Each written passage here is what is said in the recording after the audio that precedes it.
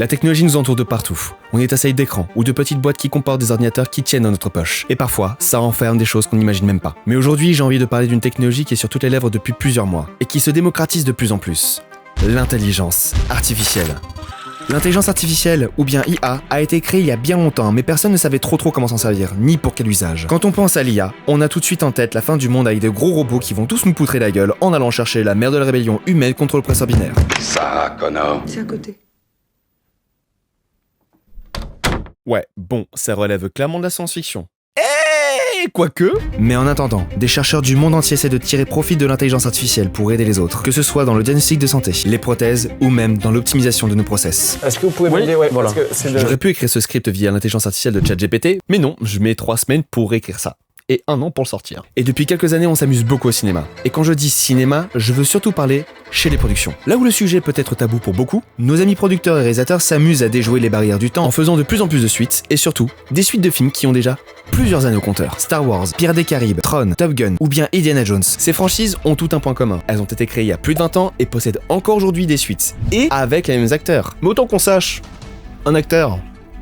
ça vieillit. Alors oui, ils ont des petites combines scénaristiques qui permettent de faire avancer ces franchises dans le temps, ou bien de les faire reculer. Mais bon, on a toujours aimé voir nos acteurs favoris. Et pour garder à l'écran ceux qui ont pu bercer notre enfance, ces équipes techniques utilisent un procédé qui est en constante évolution. L'intelligence artificielle. Je vais dire le terme intelligence artificielle au moins 15 fois dans cette vidéo, c'est sûr. Les procédés inventés grâce à l'IA sont nombreuses et permettent de créer une flopée de choses incroyables ou même de rattraper l'irrattrapable. Je parle de vécu là, et c'est vraiment bluffant. Mais pour rajeunir nos acteurs vieillissants, nous avons inventé le procédé le plus en vogue ces dernières années, le deepfake. Celui-là aussi, je sens que je vais le dire au moins 15 fois dans la vidéo. Le deepfake, qu'est-ce que c'est? Eh bien, c'est un procédé technique qui permet de restructurer le visage d'une personne selon l'âge qu'elle avait à une certaine époque. Tout ça à partir d'une énorme base de données. L'un des exemples les plus bluffants que je vois traverser toute la toile, c'est celui de Deep Tom Cruise, où un mec s'amuse à faire différentes choses avec le visage de Tom Cruise. Parce que oui, vous pouvez ne pas ressembler à la personne et vous faire passer pour elle. Ce n'est pas qu'un simple procédé de rajeunissement, qu'on se le dise. Au-delà de ce que l'on peut faire au cinéma, une critique du procédé donne l'alerte sur ce qui pourrait être une énorme manipulation de foule. Comme on peut le retrouver en 2018 avec la vidéo deepfake de Barack Obama qui dit que Trump est un idiot. President Trump is a total and complete dipshit. Et qui, accessoirement, est réalisé par Jordan Peele, que tout le monde connaît. Très bonne transition pour revenir sur notre sujet. Le cinéma. Donc revenons à nos moutons. Le deepfake est aujourd'hui utilisé au cinéma pour rajeunir des acteurs vieillissants, pour continuer à faire vivre des sagas que l'on se dit terminées. Et il y a un cas pratique que j'ai envie d'aborder, tant pour sa technique que pour son coût. En effet, l'utilisation de l'intelligence artificielle est quelque chose de relativement coûteux. Et plus les années passent, plus les technologies s'améliorent, et plus ça commence à coûter sa mère. Indiana Jones et le cadran de la destinée est sorti au cinéma en juin dernier après une longue attente de près de 15 ans. L'histoire du film débute pendant la Seconde Guerre mondiale, en pleine occupation nazie. On y voit le personnage interprété par Toby Jones qui est accompagné d'un mystérieux personnage, qui n'est autre qu'Indiana Jones, mais on ne voit pas son visage. On pourrait donc se dire qu'un acteur plus jeune a été employé pour reprendre le rôle d'Harrison Ford jeune, un peu à l'instar de Solo A Star Wars Story. Que nenni, c'est en relevant le sac qu'il avait sur la tête après s'être fait attraper par les soldats nazis que l'on découvre un Harrison Ford plus jeune. Et waouh! Je suis bluffé, ça marche super bien. Les jeux de lumière sont ultra propres, la texture de peau est aux petits oignons. Wesh, c'est quoi ça? La technique est ultra probante quand il s'agit d'une personne qui reste fixe, mais dès qu'elle se met à parler, on a de nouveau ce syndrome du robot. Ce qui est intéressant dans cette technique, c'est que les avancées technologiques font vraiment des bonds de malade au fil des années. Mais un souci persiste. Quand on voit que des preuves indépendantes sur le réseau sont capables de faire des choses incroyables avec 3 fois rien grâce à l'intelligence artificielle et au procédé du deepfake, ça reste toujours très étonnant de voir un personnage plutôt figé lorsqu'il se met à parler. Alors qu'on est face à un blockbuster comme Indiana Jones 5 qui possède un budget colossal pour mettre au point ce type de trucage. Environ 295 millions de dollars. Parce que oui, parlons budget. Selon certaines sources que j'ai pu récolter, le rajeunissement par deepfake d'Harrison Ford a coûté pas moins de 100 millions de dollars. Oui. Moi aussi j'ai tiré une gueule. 100 millions de dollars. Je sais pas si vous vous rendez compte, c'est un tiers du budget du film. En même temps, le long métrage ouvre sur une séquence de près de 30 minutes avec un Harrison Ford qui a quoi? 40 ans de moins? Forcément, la facture est salée. Néanmoins, c'est vraiment épatant de voir ce que la technologie nous permet de faire ces dernières années, surtout grâce à l'intelligence artificielle. On commence même à se pencher sur des traitements labiaux qui permettraient un jour de ne plus avoir le souci du doublage flottant qu'on peut avoir en général en regardant un film doublé. Philippe! Je sais où tu te caches! Viens ici que je te bute, enculé! Ce qui pourrait notamment rectifier les soucis qu'on voit sur les mouvements robotiques de mâchoire ou de lèvres.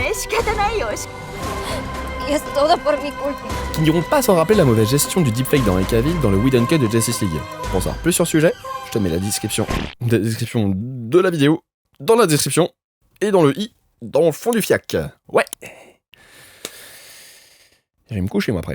Après, en visionnant Indiana Jones et le cadran de la destinée, je me suis posé plusieurs questions quant aux procédés techniques. J'ai évidemment maté tout un tas de vidéos sur le sujet et je suis tombé sur une série documentaire YouTube présentée par Robert Downey Jr. qui, soit dit en passant, est une excellente série documentaire sur les avancées de la technologie de l'intelligence artificielle. Mais je me suis arrêté sur une fonctionnalité qui est présentée dans l'épisode 1. Dans cet épisode, Will.i.am est chaud pour se faire cloner par une intelligence artificielle et par conséquent il donne toute une base de données sur sa manière de parler. Au bout du compte, l'IA arrive à reproduire quasi parfaitement son intonation, sa prononciation, son phrasé.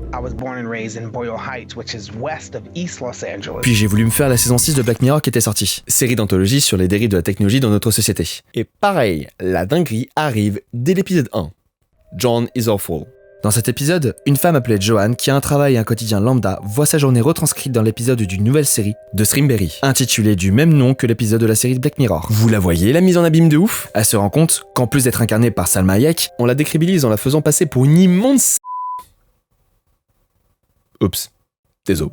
Et chaque journée voit un nouvel épisode qui retranscrit sa vie avec Salma Hayek en guest star. Plus ça va, plus sa vie part en vrille complet à cause de la série. Elle décide de porter plainte et découvre qu'en souscrivant à Netflix, Streamberry, elle a accepté sans le savoir de vendre son image et sa vie entière à la plateforme qui peut créer des séries à l'appel grâce à une nouvelle intelligence artificielle. Parce que oui, il ne s'agit pas de Salma Hayek qui incarne Joanne, mais juste d'une représentation de Salma Hayek faite par intelligence artificielle. Joanne se voit faire le truc le plus horrible pour capter l'attention de Salma pour annuler la série. Désolé les gars, je vous spoil, mais Joanne se voit contrainte et forcée d'aller se baffrer 10 kilos de burgers pour les chier dans une église en plein mariage. Ouais. C'est beau ça. Salma Hayek veut se retourner contre Netflix, Streamberry encore une fois, et découvre qu'elle a cédé l'entièreté de son image à la plateforme qui peut faire ce qu'ils veulent de la Salma reproduite en intelligence artificielle. Plutôt flippant, hein? Et c'est là où je vais en venir en voyant cet épisode. Cette technologie se développe d'année en année, et tous les procédés qui se créent autour pourront nous permettre un jour de faire vivre éternellement nos acteurs préférés, et peut-être même les faire revenir à la vie. Mais je me demande jusqu'où on pourrait aller dans la dérive d'une telle prouesse technique. On pourrait faire dire n'importe quoi à n'importe qui, et les métiers de lumière pourraient littéralement disparaître, faisant place au profit plutôt que le talent. Les acteurs pourraient-ils vendre leur image sans se soucier de ce que l'on pourrait faire avec? Ou au contraire, ils ne pourraient peut-être pas se retourner contre toute cette dérive qui est autour de leur image et leur personne. Qu'en serait-il de la manipulation de masse? Il y a beaucoup de questions à se poser sur le sujet, mais qui sait, peut-être arriverons-nous dans un monde où l'intelligence artificielle prendra le pas sur l'avenir du cinéma et mettra des centaines de métiers à l'abandon, et que nous serons totalement dominés par quelque chose que nous avons créé au départ pour nous servir et non pas pour nous remplacer.